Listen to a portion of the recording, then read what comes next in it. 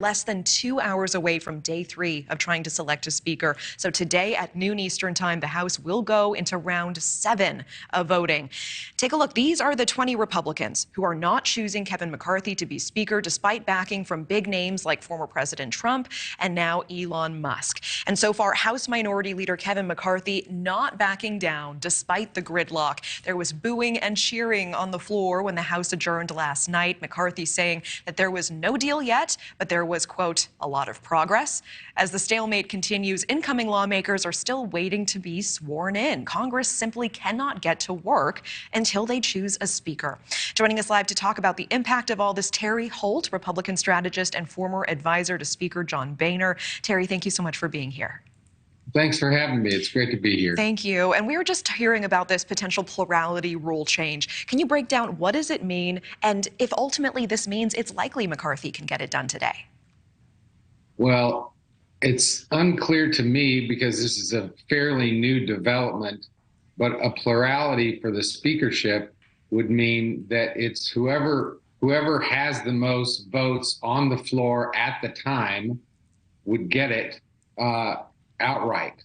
I think what's going to go on at noon, quite frankly, is a decision point is being made right now to whether or not Kevin McCarthy will be able to demonstrate some momentum, that he will have overnight broken a certain group of these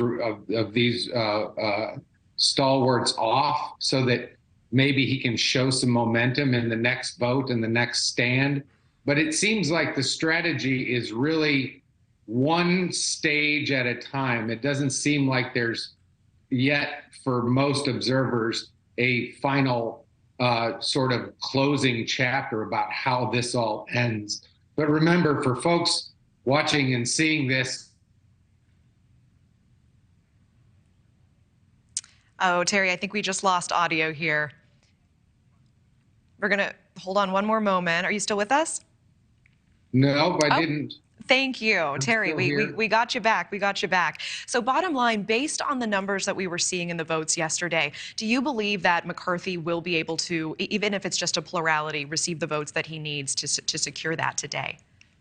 It's difficult for me to see, but not impossible. You know, the speaker has a lot of authority, he has a lot of power. There's a lot of levers that he controls. And if he's in the mood to give away the store, to leverage his authority into other people's hands, he stands a chance of peeling a few away. I think the key question is whether or not he can peel enough away. That's really, with 20 having stood for 6 votes now, it's hard to see that many breaking away and seeing it happen. But as I said, the speaker has lots of goodies to dispense, and he's probably in a mood right now to dispense them. Yeah, I would imagine so. Can you take us behind the scenes here at what likely has been taking place in the hours since we saw him yesterday? Both McCarthy and his team, what moves have they been trying to make? What conversations are likely happening behind closed doors?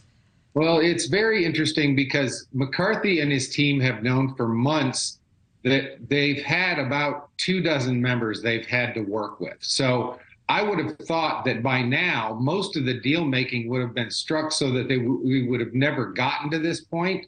But now that we're here, McCarthy's talking about maybe putting up a terms limit rule for the conference where members could only serve 3 terms in the House of Representatives. He's talking about giving more control to the Freedom Caucus in the Rules Committee, which is a key committee for how the House operates, and then with key committee assignments. There's some key committees out there where there's a dispute about who's going to run those committees. He could give some control over in the steering committee process when those committee assignments are made. He could give some authority over to the Freedom Caucus or to this 20 group, so that they could have more authority in putting people on different committees. So that's the kind of thing that what we're seeing going on right now. And certainly this is a historic delay in choosing a speaker. Some saying, you know, this is just how democracy works. It's democracy in action. Others, like President Biden, saying that this is an embarrassment. Which one do you think is closer to the truth?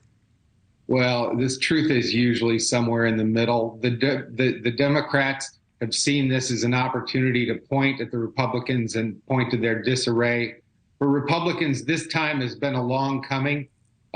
There's been this fracture in the Republican House of Representatives for quite some time, and it's just come to a head. It's now time for the Republicans in the House to sort through this. It's messy, but it's necessary, and it's part of the democratic process.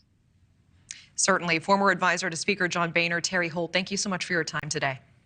Thank you for watching. Go to newsnationnow.com to find NewsNation on your television provider. And don't forget to click the red subscribe button below to get more of NewsNation's fact-driven, unbiased coverage.